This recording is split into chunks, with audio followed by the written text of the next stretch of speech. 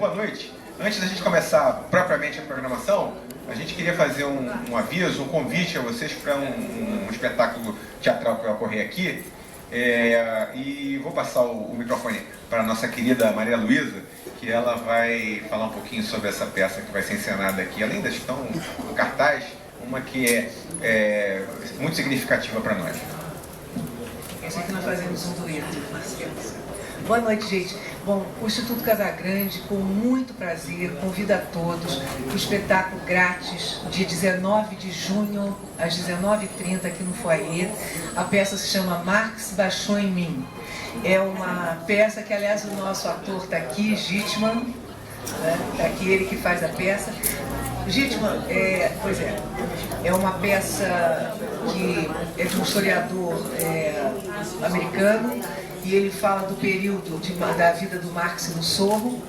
É um monólogo e o Gitman faz 5 personagens e é um apanhado muito rico sobre o período da vida do Marx nessa época.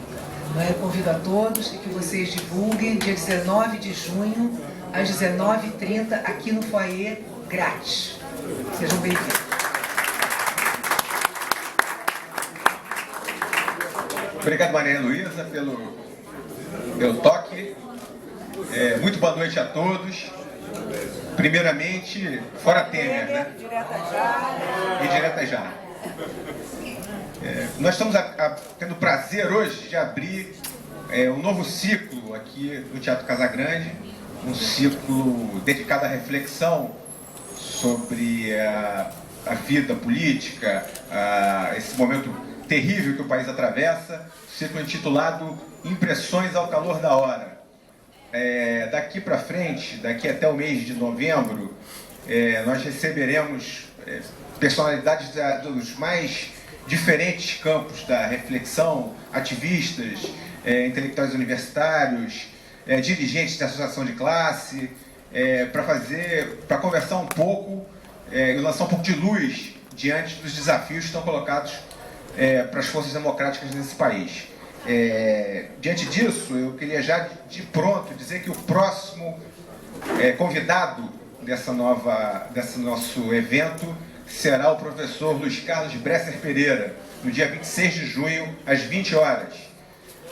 Como vocês sabem, o professor Bresser dispensa maiores apresentações, foi ministro de Estado e é uma das referências do debate econômico nesse país. Então a gente queria convidar vocês para estarem aqui presentes dia 26 de junho. Já está presente aí o nosso aniversariante? Então eu vou fazer um anúncio. Tem um aniversariante especialmente importante aqui, mas eu vou esperar ele chegar. Então vamos lá. Parabéns para você. Parabéns para? Parabéns quando ele estiver aqui. Porque ele não está aqui. Quando ele estiver entrando. Então, sem mais delongas, vamos montar nossa mesa, como sempre fazemos, né? Eu queria chamar para compor a mesa aqui o presidente do Instituto Casagrande, nosso querido senador Saturnino Braga. Por favor, senador.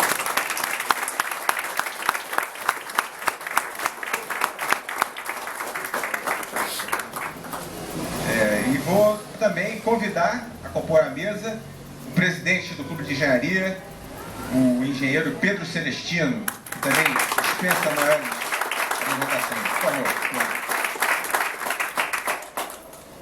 Cadê o Moisés? Não chegou ainda não.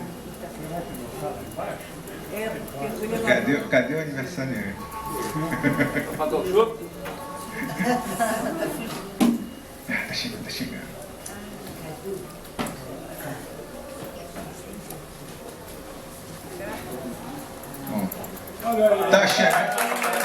Parabéns!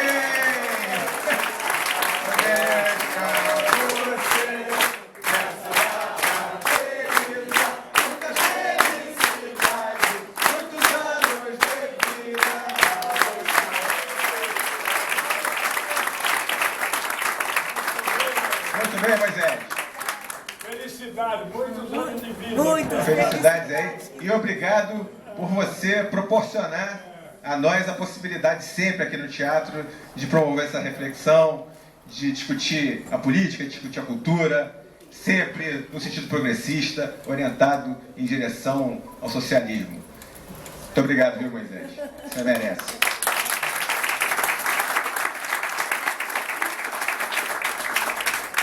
Bom, então vamos começar aqui com a nossa saudação do nosso querido presidente Saturnino.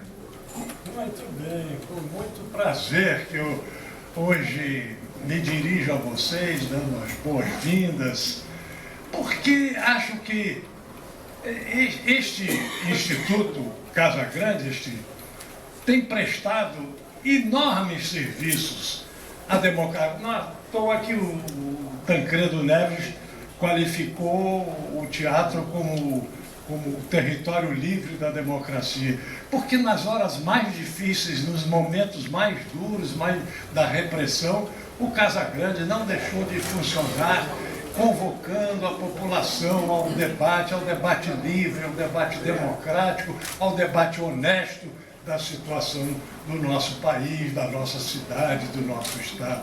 Então, é com reverência que as pessoas se referem ao Casagrande, e com muito especial atenção e carinho e afeto ao Moisés, porque realmente é o líder de nós todos e é o homem que possibilitou, que abriu as portas do teatro para esse evento. Então, é com muita satisfação que hoje, exatamente no aniversário dele, nós abrimos este ciclo que eu também tenho o sentimento de que talvez seja o mais importante de todos os ciclos que nós já realizamos aqui. Pelo momento difícil em que nós estamos no Brasil de hoje. Numa perplexidade, ninguém sabe o que vai acontecer, o que vai se desdobrar, o que vai suceder amanhã ou depois, na semana que vem. E estamos exatamente nessa ansiedade, querendo conversar, querendo discutir, querendo saber, querendo participar deste momento político tão dramático que nós vivemos.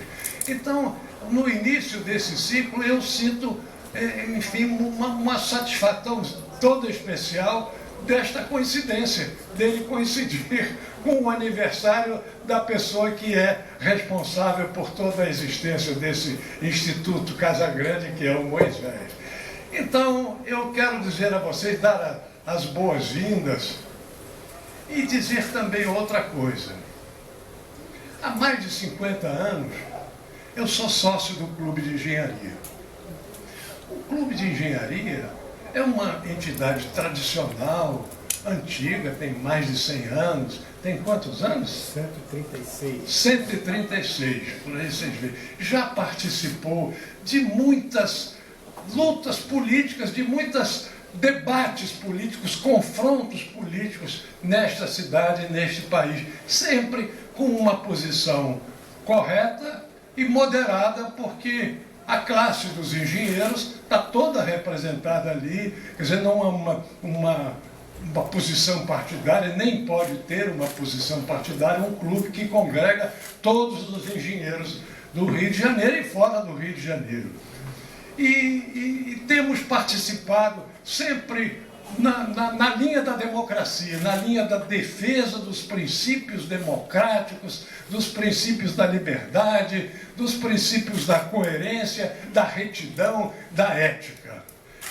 E agora, neste momento que eu que já vivi tantos momentos políticos, porque tenho uma vida política longa, eu sinto que o país está enfrentando uma dificuldade maior ainda do que nos outros momentos em que enfrentou. Porque o que há é uma perplexidade, um desencontro, um não saber o que fazer diante da realidade difícil que está ali. E o Clube de Engenharia, neste momento, tem tomado as posições mais corretas, democráticas e corajosas, porque em certos momentos tem avançado um pouco na linha da democracia e em direção mesmo a uma democracia mais igualitária e mais social, de certa forma não agradando a muitos dos sócios, porque claro que entre os engenheiros há muitos sócios que têm pensamento de direita e não gostariam que o clube tomasse essas posições, mas o clube tem tomado porque o seu conselho de administração, o seu conselho diretor, do qual eu tenho a honra de fazer parte, tem majoritariamente, unanimemente apoiado as posições do presidente Pedro Celestino. Então, acho que essa gestão Pedro Celestino vai ficar marcada na história do clube como o momento em que o clube teve mais responsabilidade, assumiu com mais nitidez o seu pensamento em favor da democracia, em favor da Constituição, em favor, enfim, da justiça social em todos os seus parâmetros. Então, eu tenho assistido às reuniões do Conselho, tenho admirado, inclusive, a forma, a destreza com que Pedro Celestino conduz as reuniões do Conselho de forma a obter unanimidade, colocando as posições do clube exatamente naquele ponto que é possível conseguir a unanimidade. Ele tem essa sensibilidade, essa capacidade política de congregar os associados e os conselheiros do clube, e isso tem feito, enfim, tem suscitado a admiração não só de minha parte, mas de todos os conselheiros de um modo geral, como eu tenho verificado. Então, por todos esses motivos, eu tenho a honra, tenho a satisfação de abrir esta reunião com a palavra da presidente do Clube de Engenharia, Pedro Celestino, diante de vocês, no aniversário de Moisés. Viva o Instituto Casagrande, viva a democracia no Brasil e fora a pena!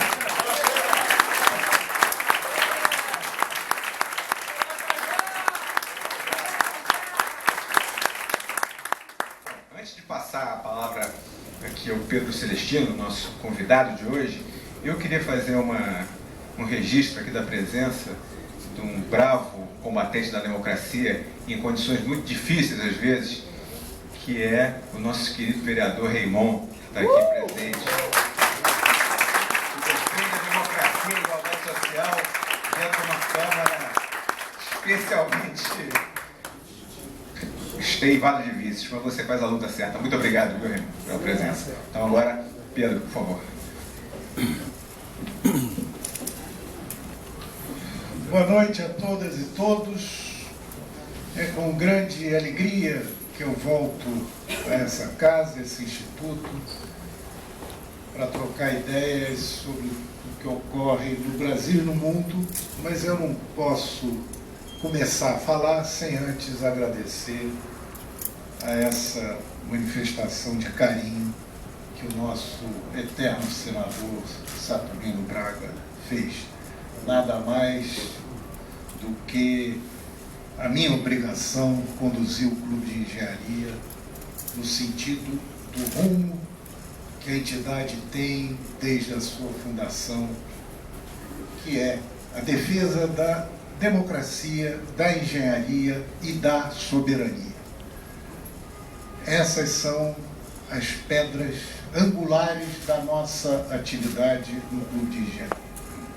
Mas eu fui chamado aqui para dizer ao calor da hora o que acontece, qual é a minha visão da crise e da saída dela. Para falar da crise, eu tenho que falar do Brasil. E tenho que falar do Brasil de ontem. O Brasil dos anos 60, que é o início do Brasil moderno, é o Brasil pós-Getúlio, pós-Juscelino. A ruptura de 64 foi uma ruptura profunda, uma ruptura semelhante à que nós vivemos agora em 16, se deu em um país muito mais simples, um país atrasado, um país que era a 56ª economia do mundo, um país que dependia do café uma geada em São Paulo produzia uma crise cambial e frequentemente promovia crise política, rupturas, por tal a nossa dependência do café. Era o general café. Esse era o Brasil dos anos 60. E qual é o Brasil de hoje? O Brasil até 2014, 2015, uma das 10 maiores economias do mundo. Uma transformação extraordinária. Era um Brasil litorâneo nos anos 60, Brasília tinha sido recém-fundada. O Jânio Quadros fez campanha para presidente da República em 1960, dizendo que a Belém-Brasília seria uma estrada para onças.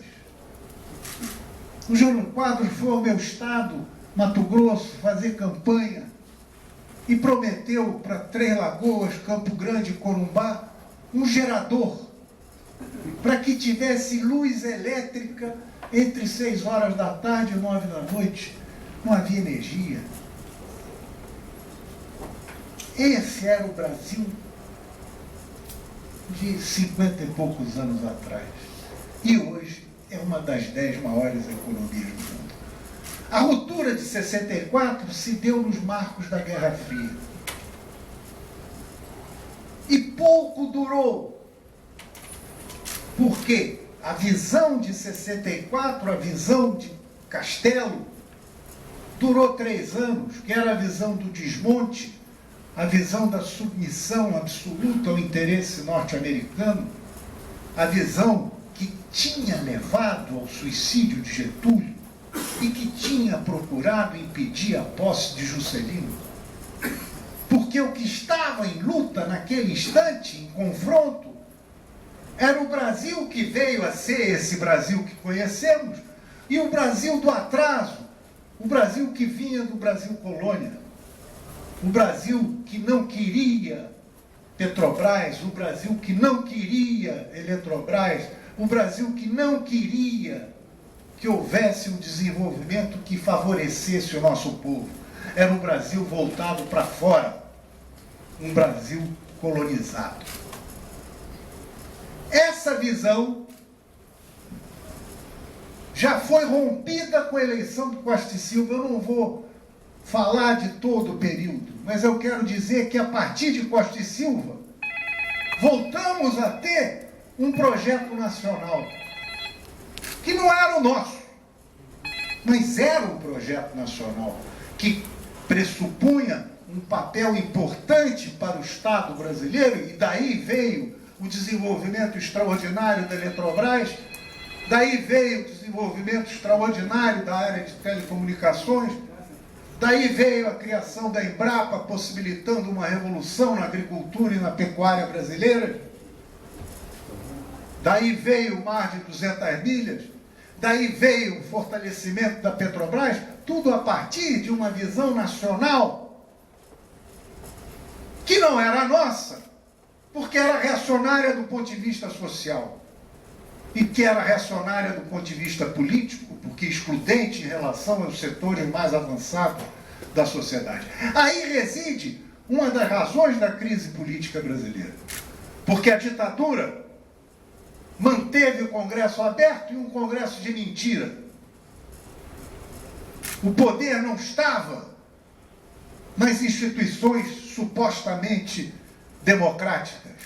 Com isso, fragilizou-se a nossa representação, a esquerda impedida de participar, e os melhores quadros conservadores se desinteressaram da atividade parlamentar porque não tinham poder algum.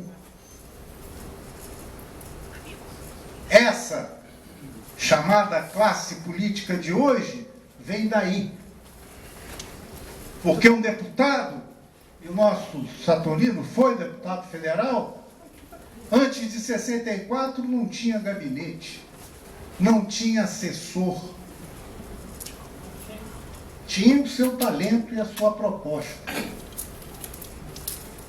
O preço do abastardamento dos políticos se deu através de lhes dar facilidades no exercício, mas que para cá vem, não vem fazer do Brasil plataforma de exportação como fazem na Ásia,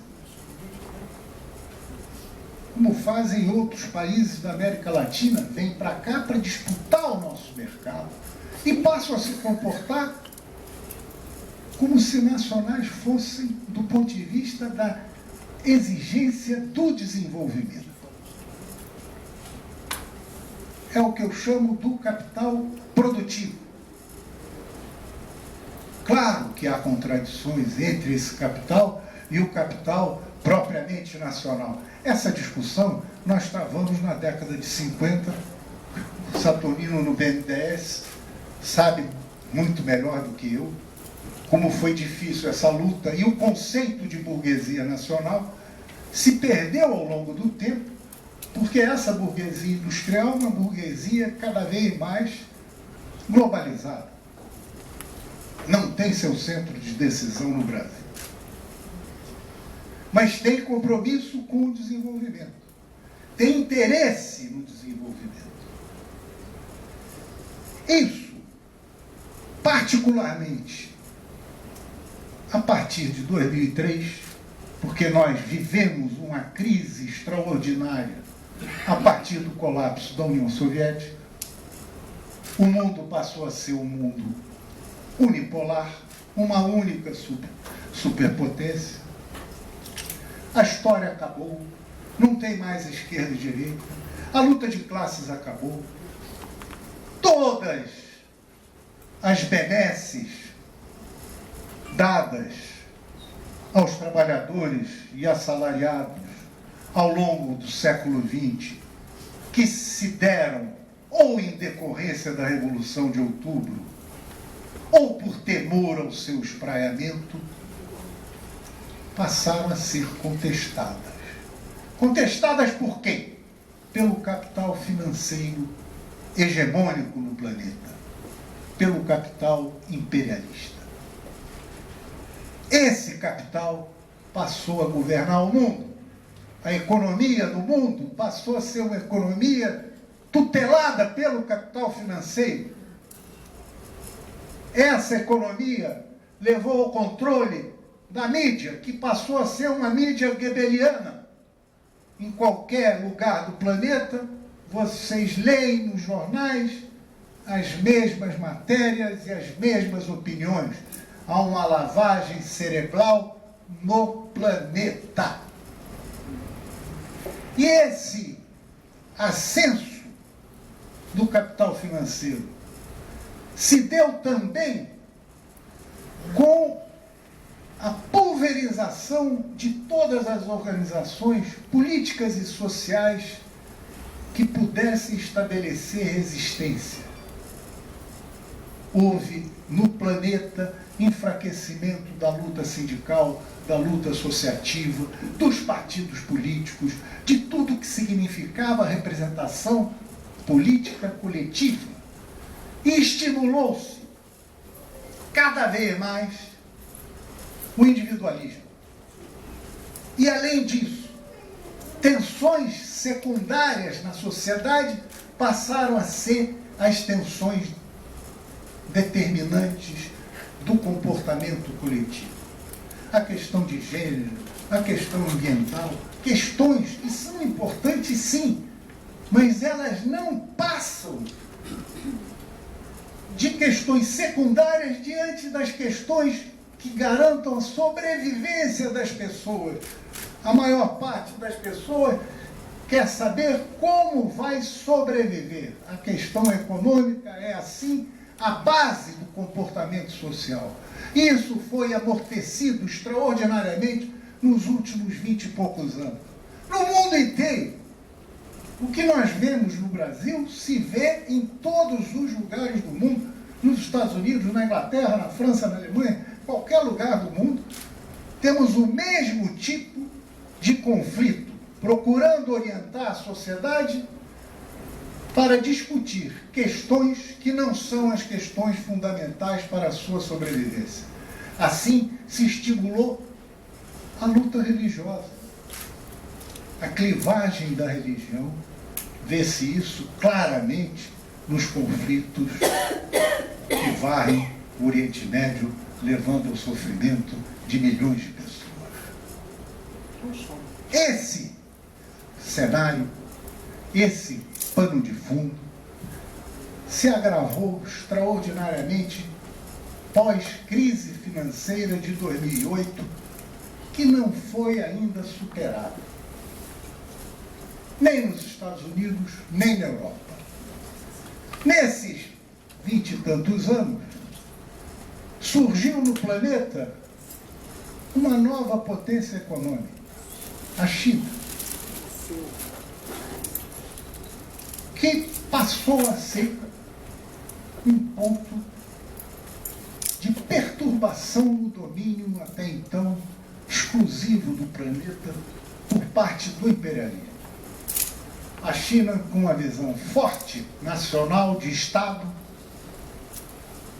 vem, ao longo das últimas décadas, quebrando recordes de desenvolvimento e se transformou na maior locomotiva industrial do planeta.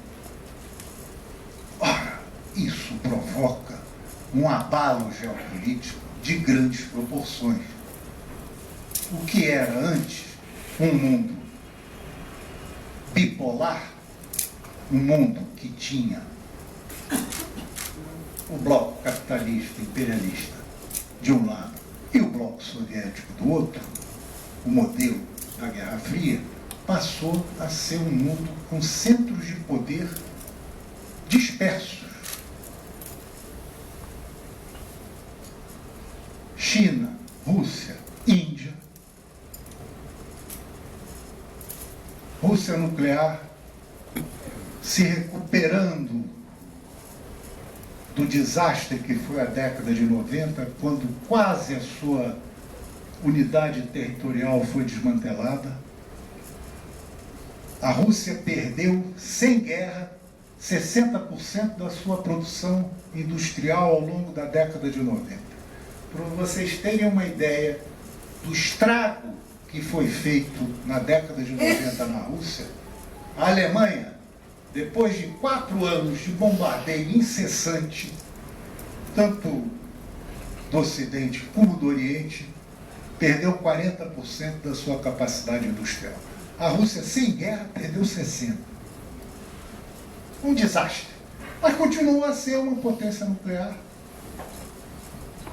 Com a queda do Yeltsin, voltou a recuperar a sua economia e se aliou à Índia para enfrentar a Índia e a China para enfrentar os Estados Unidos e o bloco europeu. Isso aí criou uma confusão no mundo que nos coloca diante de um perigo de guerra. Porque ninguém abre mão de poder sem confronto, desde que o mundo é mundo.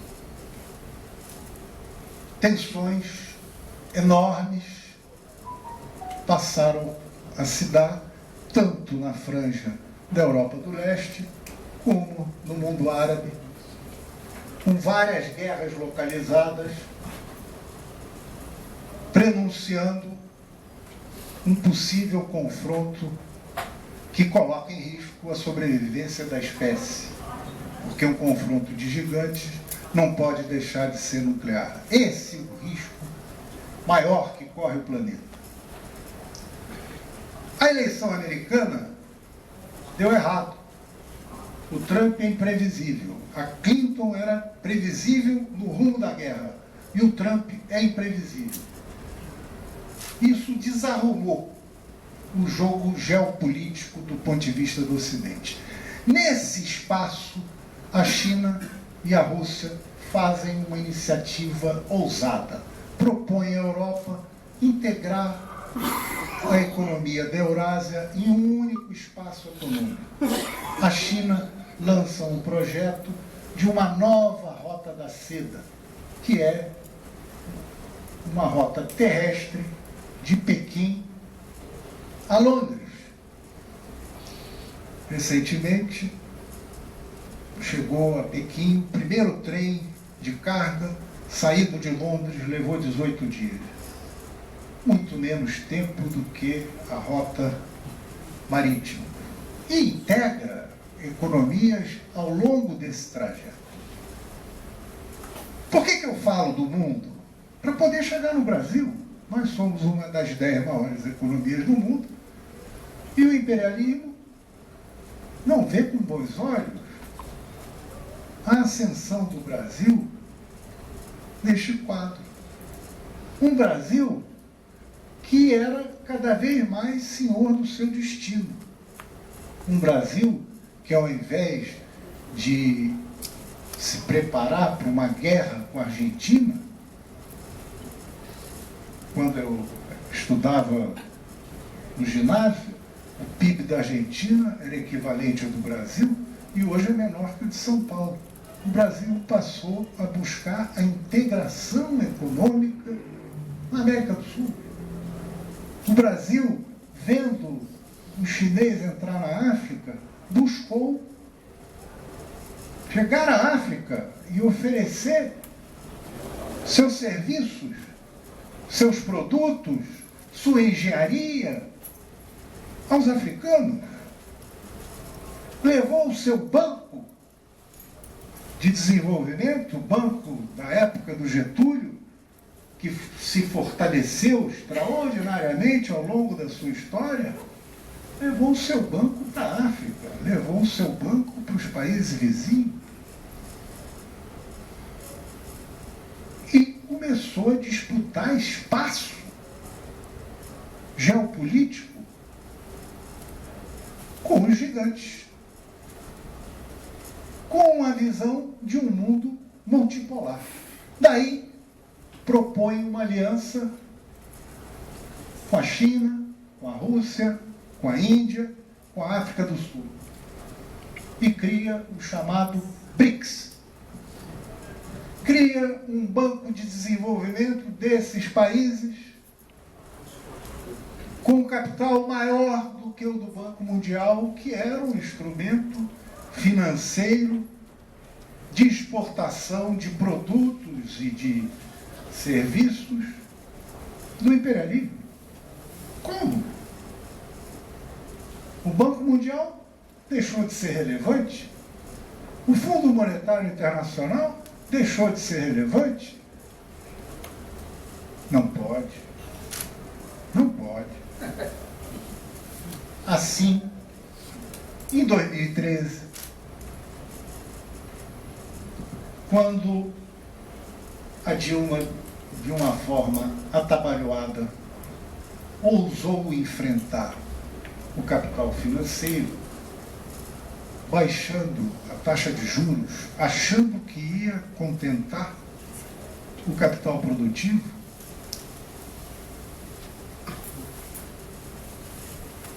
chegaram à conclusão que era necessário acabar com essa brincadeira. Em junho de 2013, o que era uma manifestação de estudantes de extrema esquerda em São Paulo, o movimento do Passe Livre, que era combatido diariamente pelos jornais de São Paulo, pela TV, que eram radicais, que estavam atrapalhando o trânsito, que tinha que ser reprimido. Um dia o Alckmin mandou a polícia reprimir. Quando reprimiu, houve um clamor nacional pela democracia. Aí houve um momento curioso, porque o que era uma luta pela democracia foi capturado pela mídia, particularmente pela TV Globo, que passou a transmitir sem anúncio o dia inteiro manifestações de inconformismo. Claro que a sociedade quer sempre mais, mas o que passou a ser o eixo não foi mais a luta democrática, nem mais a questão do passe livre. Era mais saúde, mais educação, mais tudo. De uma forma científica, muito bem feita, o que levou multidões às ruas. ensaio geral da mudança de regime no Brasil. Ali começou a haver um trabalho de polarização na sociedade que nos levou a uma radicalização que não se via nesse país há décadas, que é a coxinha com mortadela. Que sai completamente da lógica da discussão política democrática. Nós já tivemos uma campanha em 2014 absurdamente polarizada e a Dilma vence por 2, 3%. Uma sociedade dividida. Cala-se por 34 dias. E quando aparece para falar, coloca o Joaquim Levy no Ministério da Fazenda. Perdeu. Perdeu sua base.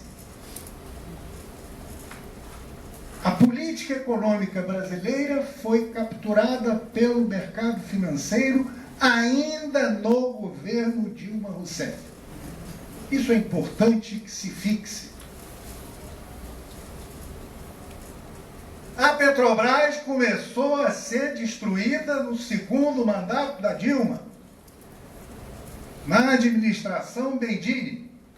Tanto é que o Pedro Parente assumiu a Petrobras mantendo toda a diretoria, porque era já uma diretoria capturada pelo interesse multinacional.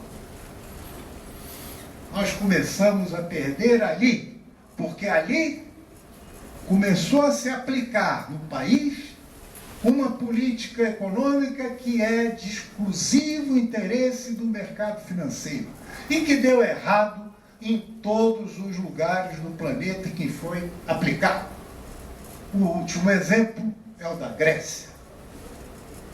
Nós, que tínhamos uma situação virtual de pleno emprego em 2014, chegamos à desgraça atual de mais de 14 milhões de desempregados, o que nos leva à triste conclusão de que entre 40 e 50 milhões de brasileiros estão vivendo hoje em situação absolutamente desesperadora.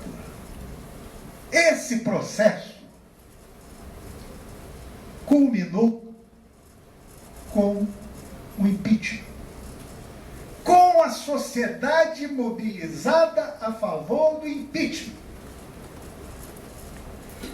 A Dilma caiu porque não tinha mais apoio popular algum, a não ser nós, mais meia dúzia.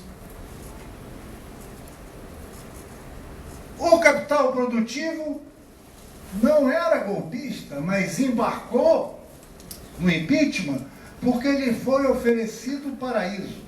Basta tirar essa mulher que volta tudo ao normal. Eu participei, como presidente do Clube de Engenharia, de um esforço que mobilizou as principais entidades empresariais do país, todas as centrais sindicais, em torno de uma proposta, compromisso pelo desenvolvimento. Isso em dezembro de 2015. Proposta essa que foi lançada no dia seguinte ao que o Eduardo Cunha aceitou o pedido de impeachment. Dali, marcamos uma entrevista com a presidente, que seria uma oportunidade para ela articular uma base de apoio político, econômico, que pudesse enfrentar a crise. Pois ela nos recebeu e nos deu uma aula de economia, dizendo que nós estávamos errados. Nunca mais voltamos. Era assim. Tem que olhar para trás para poder chegar aqui. E o que aconteceu com o impeachment? Uma ruptura importantíssima, similar à de 64. Porque o que prevaleceu foi o menor compromisso com cidadania, com desenvolvimento, com democracia e soberania. Quem são esses interesses? No Congresso, dois grandes agrupamentos que são mais fortes do que as bancadas de qualquer partido político lá representado. O agronegócio e os evangélicos. As bancadas do agronegócio e dos evangélicos têm notável disciplina e não têm o menor compromisso com desenvolvimento, democracia e soberania. O agronegócio é o setor mais dinâmico da economia brasileira há décadas. É o mais moderno. Mas a cabeça do fazendeiro é a mesma cabeça do usineiro, do barão do café, do coronel do cacau. É a mesma cabeça reacionária olhando para fora. Olhando para a Bolsa de Chicago, olhando para a Bolsa de Londres, para a Bolsa de New York, porque a formação de preços se dá lá fora. E olhando para suas férias em Miami. Não importa. Por isso, na reforma trabalhista, querem voltar à escravidão, permitindo que o trabalhador rural seja remunerado com habitação e alimentação. É a escravidão. Literalmente, a escravidão. E os evangélicos? Não me refiro ao conjunto, não estou aqui discutindo religião, mas eu estou discutindo essas igrejas que se multiplicam, que são frequentemente importadas e têm orientação reacionária em tudo. No dia que saiu a denúncia última aí da JBS, o Temer ia receber o pastor Malafaia para acertar o apoio da reforma da Previdência. Mas ele não tem compromisso nenhum com cidadania, com direito social. Desde que tenha o dízimo, está tudo bem. Essa ruptura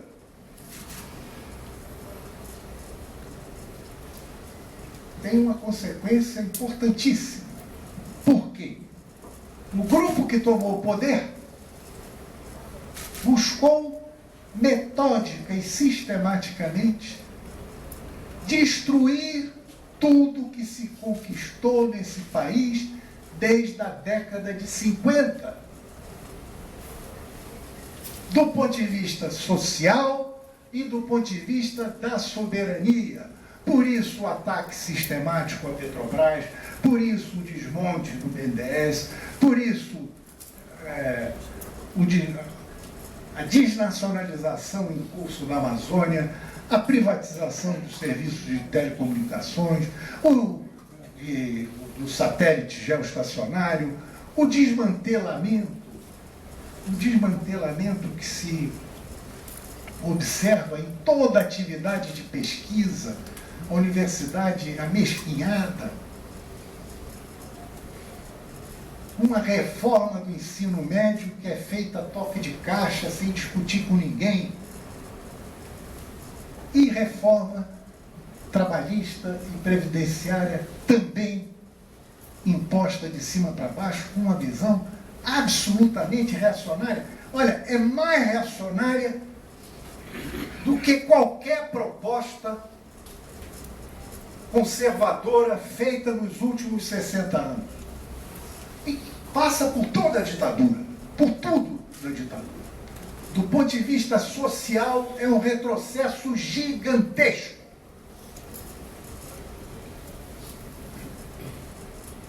E nós, quando fomos atingidos, para surpresa minha, não nos dividimos. Perdemos, mas não houve dispersão. Houve um amadurecimento do campo popular, da derrota para cá. Continuamos isolados. Perdemos as eleições municipais. No Brasil inteiro. Estávamos mal, porque havia esperança de que a economia voltaria a funcionar. Ainda havia ilusão. Mas esse processo de desmonte continuou. Na virada do ano, eles começaram a errar. Fazem uma licitação na Petrobras e não convocam empresas aqui estabelecidas. Não estou falando nem empresa brasileira. Empresas aqui estabelecidas. Iriam só empresas estrangeiras. Isso aí acendeu um sinal vermelho na área produtiva de petróleo e gás. Opa, esses caras querem acabar conosco. Começou então a haver uma reação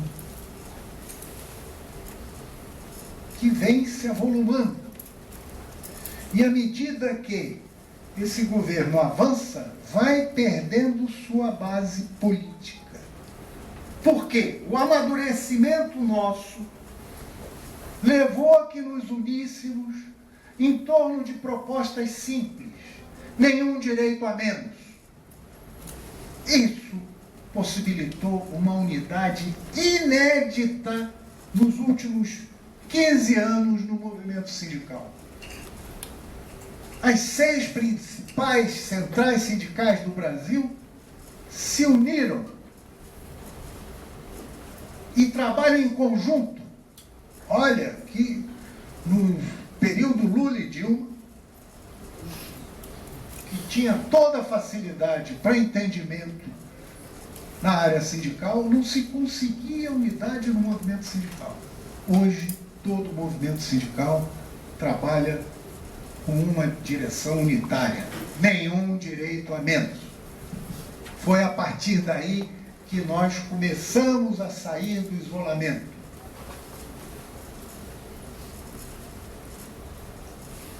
A questão da soberania é outra questão que está possibilitando ampliação do nosso campo. Porque é um desmonte tão violento, tão radical, que a reação passa a ser uma reação que traz gente que em outras circunstâncias não estaria conosco. Vou citar aqui o exemplo do professor Bresser Pereira, que era do PSDB, ministro Fernando Henrique,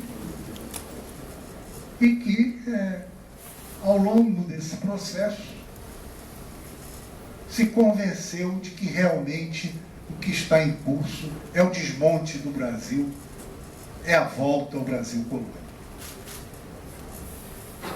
Esse projeto não se sustenta com democracia.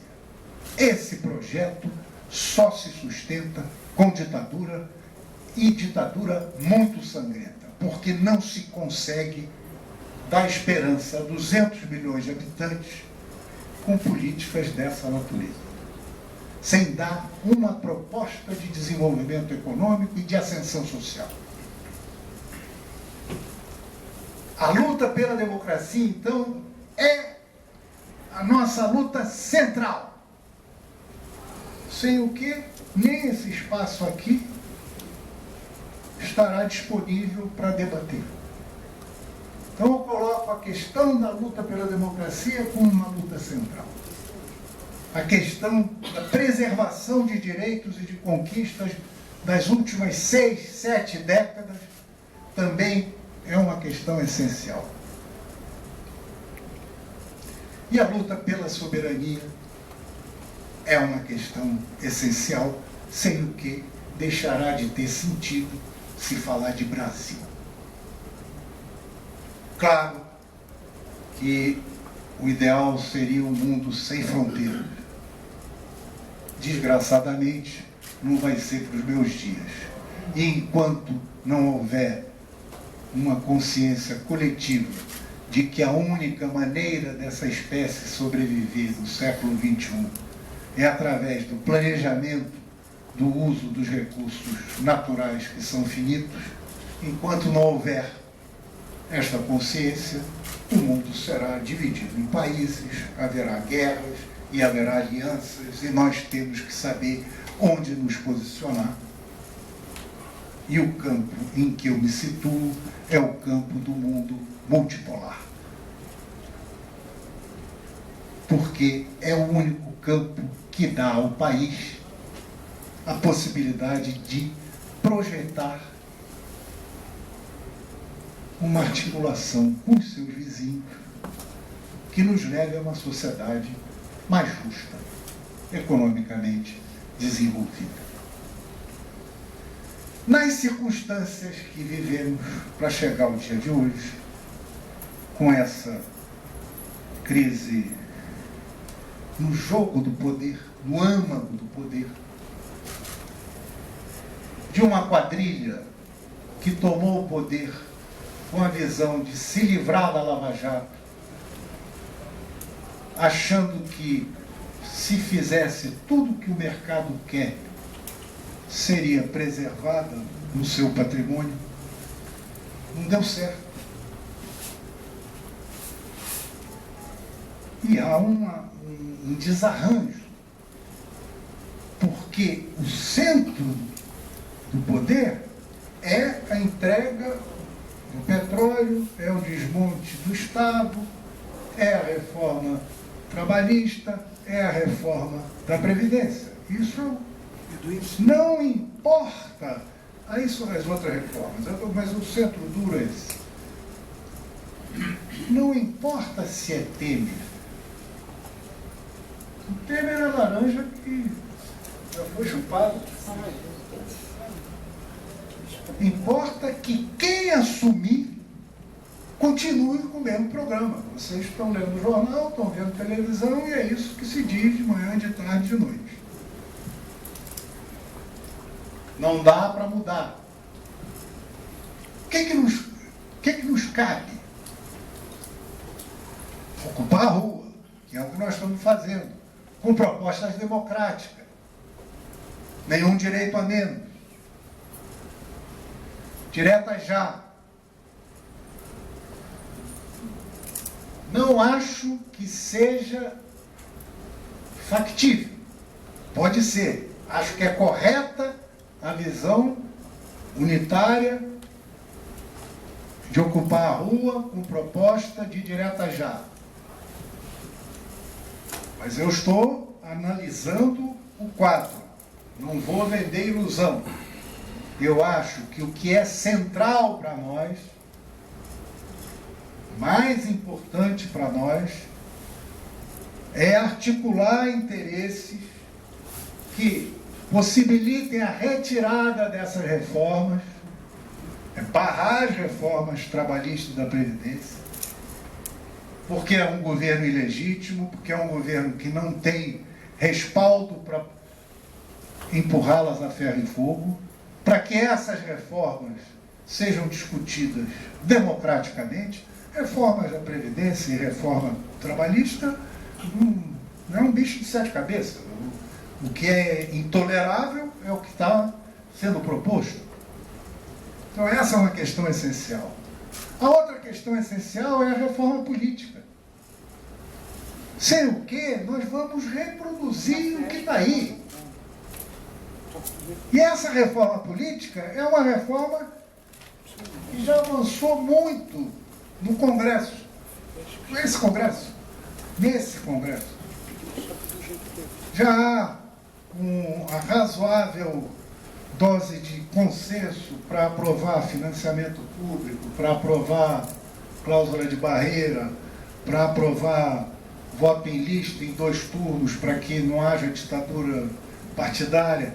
Há várias questões na reforma política que são essenciais para a área popular e que, no meu modo de entender, precedem qualquer tipo de eleição. 3, impedir a continuidade do desmonte do Estado. Petrobras, BNDES, entrega da Amazônia, Embratel, são várias São 3 questões que, do ponto de vista político, devem orientar a nossa atividade sem prejuízo da agitação da luta popular por direta já. Essas três condições permitem que se desinterdite o debate. Essa é uma questão essencial. Nós temos que construir uma nova maioria, temos que construir uma nova hegemonia. E são propostas dessa natureza que possibilitam ampliar a nossa área de influência, para que não fiquemos no gueto da esquerda. Eu sei que eu falo aqui para uma plateia que tem tradição de luta pela esquerda. E eu estou chamando a atenção de que é muito mais difícil, mas é muito mais importante falar para os que não são iguais a nós do que falar para os que pensam como nós. E nós só ganharemos, só avançaremos com milhões se formos capazes de entender que avançar não significa avançar como a gente quer, e sim como a gente pode. Essa é a minha reflexão para abrir o debate com vocês. Muito obrigado.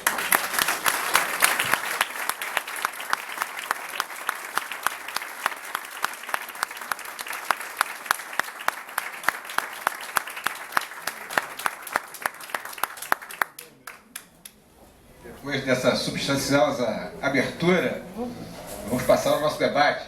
Aqui já tem até gente inscrita aqui, o Cadu já está inscrito. E eu anoto as pessoas, por favor, que quiserem fazer perguntas ou formular opiniões, por favor. E vamos estabelecer um teto de 2 minutos para cada intervenção. Se ele quer nos escutar, 2 minutos é nada. Se é para fazer pergunta, 2 minutos Deixa eu explicar por quê. Deixa eu explicar por quê. Nós temos um problema aqui. Nós temos um problema aqui. Que os trabalhadores aqui, alguns moram longe, e a gente tem um certo acordo com eles de não acabar os nossos trabalhos tarde. Então, claro que a gente não vai cortar o raciocínio de ninguém, né? Agora, vamos tentar manter então algo em torno disso. Só para garantir que todo mundo possa fazer pergunta também, ou fazer intervenção também. Tá bom? Então, Cadu, eu primeiro. Eu também estou inscrito. Espera aí, vamos fazer bloco, então? Tem Maria Luísa, tem Ceci. Ele aqui, Marcelo. Conta meu nome aí, irmão. Diz o nome, que algumas pessoas eu sei de nome. Falco. Falco. Aham. Mauro, meu nome. Mauro. Nosso cineasta. Hã? Parada. Parada. Tá bom, parada. Está bom, vamos lá, Cadu. Começa e depois a gente vai anotando outras pessoas. Não, como sempre eu vou sair daqui, toda vez que eu ouço o Pedro, agora eu já sei o que eu estou pensando. Foi muito bom, muito obrigado, Pedro. Brilhante, né? Brilhante. Essa centralidade da questão democrática. E aí eu coloco o que me parece talvez ser uma questão fundamental no Brasil de hoje. Quer dizer, o que determinou, na minha opinião, a queda de Dilma Rousseff não foi talvez tanto, embora seja um fenômeno certamente complexo, não foi tanto essa opção econômica, embora ela, como você disse, desorganiza o nosso campo de alianças. Tanto me parece que é assim que os pobres, né, o povão não foi para a rua, nem bateu panela, nem foi vestir camisa da seleção brasileira. Eles ficaram observando. Como é que se diz? Estupefato, o que acontece? Bestializado. Eu acho que o determinante nisso foi quando a esquerda, e aí nosso PT também nisso, eu sou filiado ao PT, abriu mão da frente democrata, da frente política que permitia a eleição e os governos do PT. Quando a gente arrebenta a aliança com o PMDB. E o caminho que se utilizou, a cunha que a reação utilizou para isso, chama-se Lava Jato. Isso aí é um câncer na estrutura, na organização nas instituições brasileiras que permitiu por aí que setores iludidos, achando que a luta era contra a corrupção, embarcassem nessa, inclusive no campo da esquerda, e eu diria majoritariamente também dentro do campo da esquerda no primeiro momento, e talvez até hoje tenha gente que acha que a Lava Jato está aí para combater a corrupção, e que é muito importante você ver Eduardo Cunha preso, Sérgio Cabral também acho, tudo bem, mas isso ataca principalmente a democracia, os governos democráticos, o PT, e agora para criar uma cortina de fumaça, e talvez, quem sabe, permitir a prisão de Lula, estão aí indo para cima do Temer, a laranja chupada, e o Aécio, que é um cheirador que, enfim, é o lado frágil dessa coisa, quando está criando essa cobra que se chama Dória, lá no PSDB de São Paulo. Eu acho que esse é um negócio fundamental que você falou apenas uma vez, eu queria saber a tua opinião com relação à Lava Jato, e esse papel, que na minha opinião é um papel de... que é isso? Papel de golpe de Estado. Quanto à reforma política, eu acho que a gente pode discutir tudo, menos duas coisas que eu acho que são cláusulas pétreas, que permitem e que permitiram as eleições de governos de esquerda aqui no Brasil. Voto obrigatório e voto majoritário, nem distrital misto. Eu acho que isso aí é outra tentativa, esse tipo de distrital, qualquer coisa parecida com distrital, são formas de dividir o povo e dividir a esquerda. E o voto majoritário é necessário, fundamental, e o voto obrigatório que faz com que o nosso povão, durante algum tempo, se politize, disputa política e vá para as ruas, etc. Obrigado.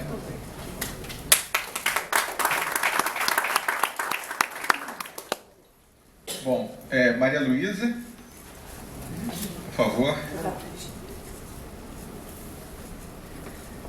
Em geral, não faço pergunta, não pergunto, você está me estimulando. Sobre as diretas já, eu acho que a gente não tem a ilusão de que vai passar, mas acho importante estar na rua para eles saberem que o que a gente quer é essa democracia com essa base de diretas já, que é o primeiro sinal de que existe um sistema democrático, não é? Quando você tem o voto direto. Então, eu acho importante estar na rua falando diretas já. Agora, eu queria saber como é que você acha que vai ser feita essa costura que você está defendendo. Tá? Tá claro? Quero saber como é que você está pensando isso. Ou se já está sendo feito. Ceci, por favor.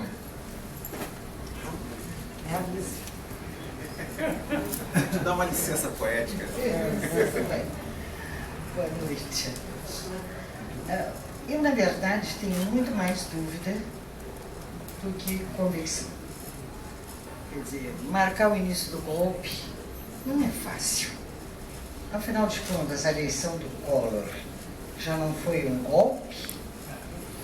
O Collor tirar do bolso do colete, um mês depois de eleito, aquele programa de desestatização não foi um golpe? Aprovar aquele programa no Congresso, 1 ou 2 meses depois, sem nenhuma discussão com a sociedade, aquilo já não era golpe? Já não estavam ali sendo comprados, sendo irrigados, né, o bolso e os devidos conchavos políticos?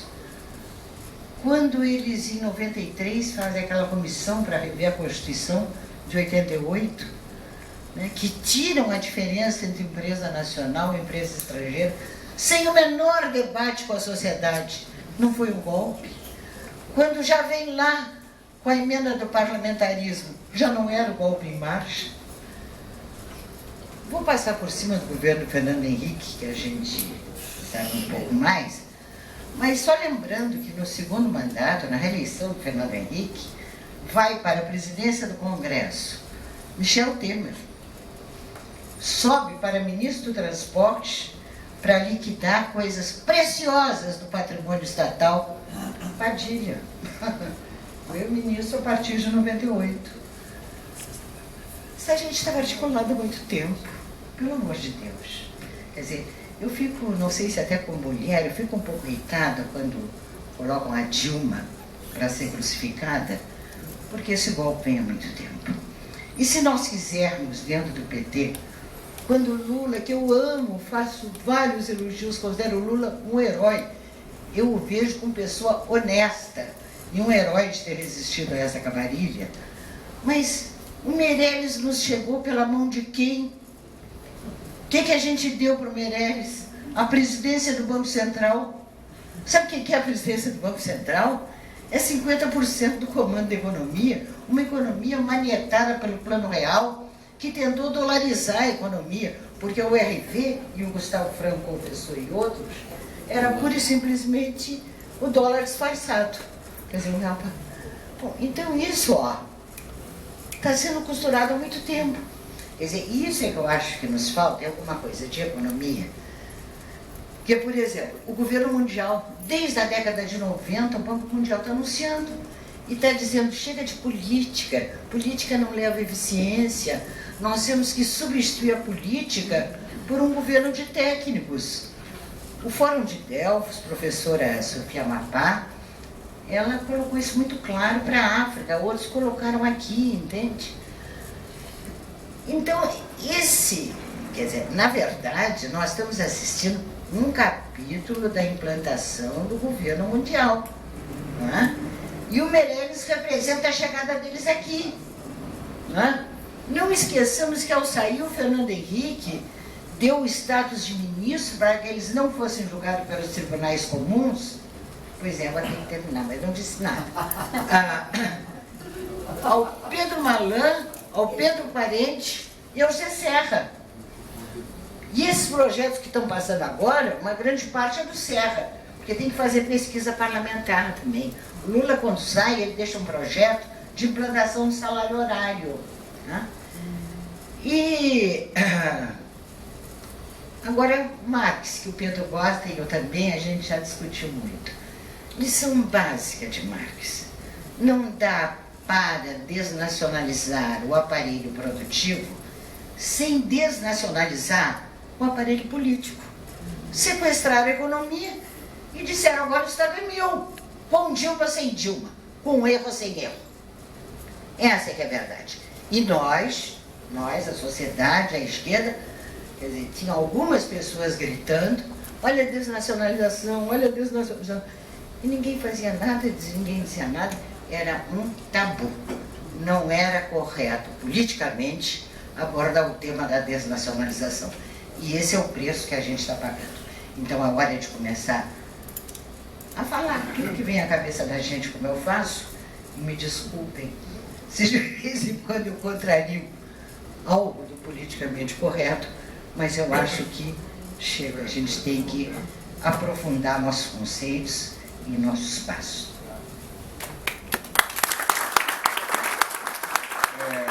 Agora é falta, né? Por favor.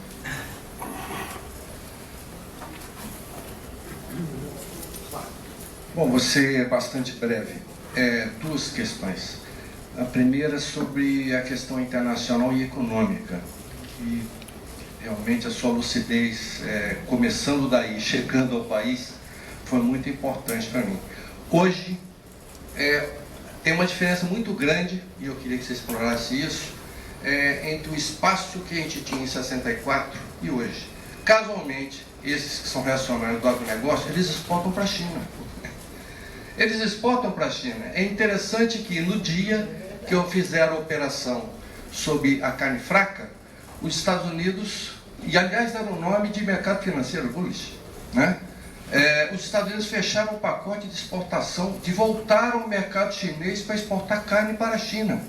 Então, no mesmo dia que estouraram a questão aqui. Então, acho que diferente de 64, particularmente o capitalismo norte-americano, ele está muito mais com problemas lá, é muito mais importador de capital hoje do que exportador de capital. Então isso é uma debilidade objetiva que eles têm. A ponto de que quando você colocou sobre a rota da seda, quem estava lá nesse anúncio foi o Macri, que levou 2 usinas nucleares debaixo do braço para ser feitas na Argentina com capital chinês. O Brasil, nós não vamos levar a nossa ferrovia Atlântico-Pacífico, mas ele levou 2 usinas nucleares debaixo do braço. Então, ficar debaixo disso, até para quem, e a nossa burguesia, e quem é o capital produtivo no Brasil, isso é um suicídio, né? Particularmente, inclusive, para esse mundo do agronegócio. A segunda questão não existe esse modelo, um país para 20 milhões de pessoas, 64 em termos de repressão é muito pouco. Concordo plenamente com o raciocínio. Aí a questão das Forças Armadas é uma questão decisiva. No dia seguinte, ou acho que 1 ou 2 dias depois, o Fernando Henrique convocou um debate na fundação dele com o general Vilas Boas. Eu recomendo que todos assistam esse debate, que ele está no YouTube. E foi muito interessante porque a proposta dele, do general Cardoso, que era o seu chefe de gabinete institucional, é a volta da ideologia da Lei de Segurança Nacional, da ideologia de segurança nacional. Esse foi um embate entre Vilas Boas, que tem posições tipo a Guerra Fria dividiu a nação, as Forças Armadas foram colocadas nessa circunstância, e no momento atual nós não temos que entrar nessa divisão da nação. Então, esse embate para tentar cooptar as Forças Armadas para esse tipo de aventura está muito claro naquele debate. Então, eu acho que nossa classe política é tão, não sei como é dizer o nome, adjetivo às vezes atrapalha, que a única voz, uma das raras vozes, foi do nosso senador Saturnino contra aquela manobra com a participação do exército americano na Amazônia. Raríssimas vozes do nosso lado se levantaram com isso. Acho que isso daí nunca ocorreu na história do Brasil, uma ação militar com a participação americana na Amazônia. Segunda vez. Com tropa não. Com tropa? É a segunda vez. Com tropa não. A Dilma disse não. É a segunda vez. Então, Andy, é a segunda. Mas essa daqui agora, depois da base militar instalada e combinada com os Estados Unidos, começou a obra no Peru, no final do governo do Obama, isso daí é um escândalo. Infelizmente para nós, e ainda bem que ele está aqui entre nós, o Saturnino foi uma das raríssimas vozes que levantou sobre essa questão. Então, até para nossa consciência, estou levantando a questão das Forças Armadas, porque sem a questão nacional não seguramos essa brincadeira, não. Isso se trata, e esse é um problema político. Isso aí. Obrigado. Bom, primeiro bloco, né, de 4 intervenções, perguntas, né? Vamos falar? Por favor. Bom, sobre a Lava Jato.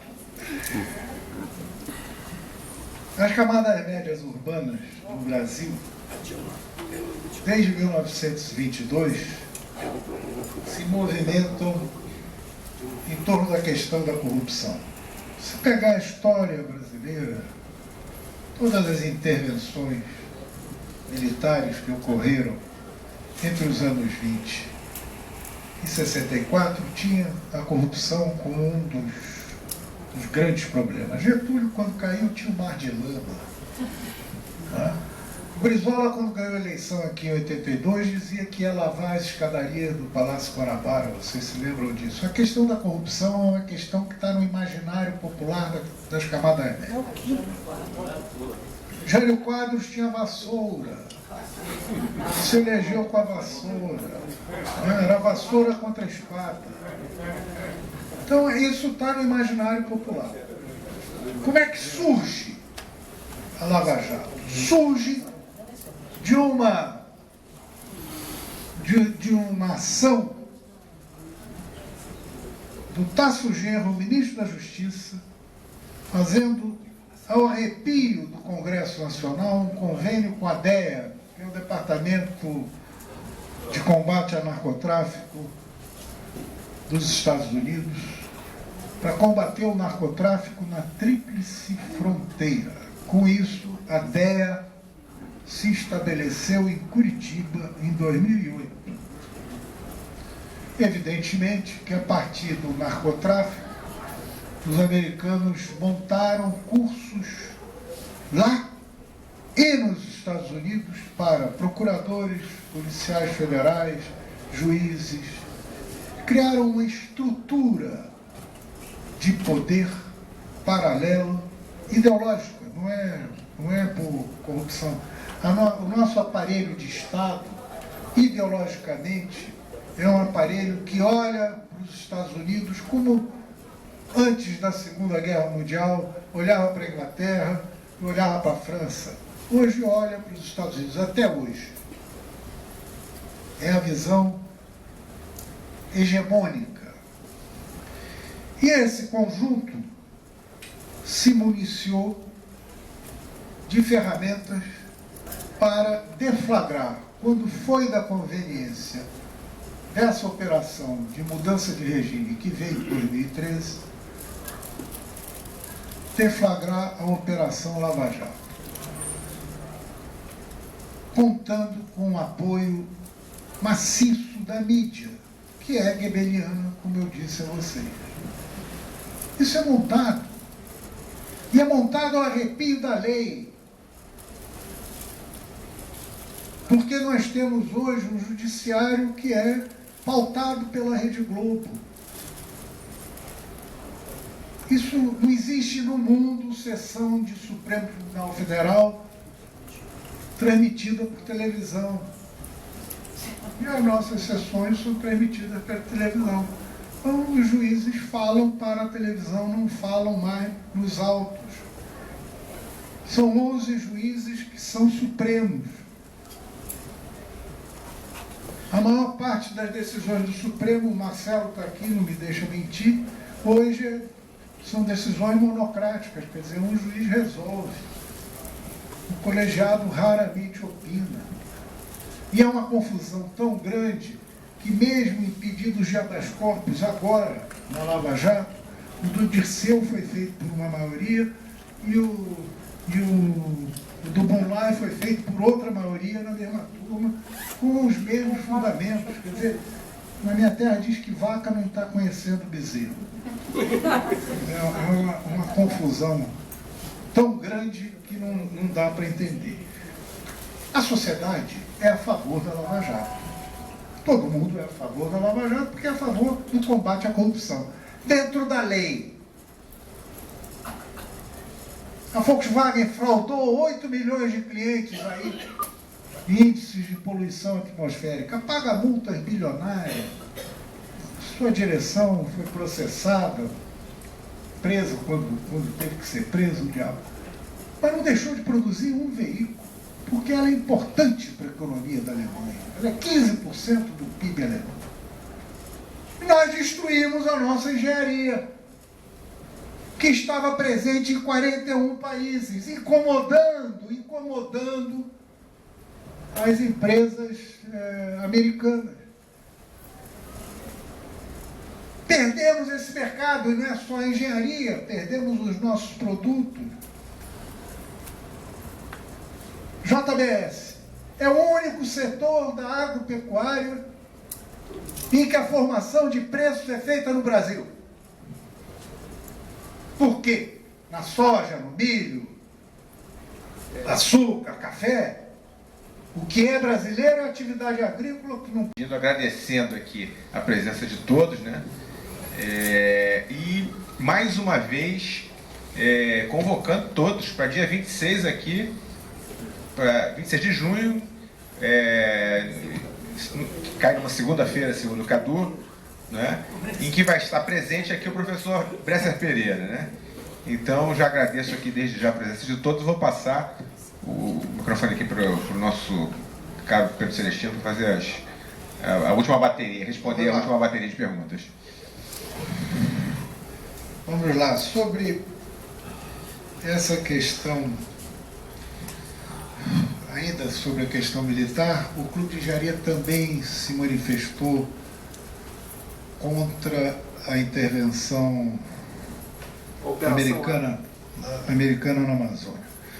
Quando eu digo que as Forças Armadas devem ficar como estão, eu não digo que elas devam ficar afastadas do debate das questões nacionais.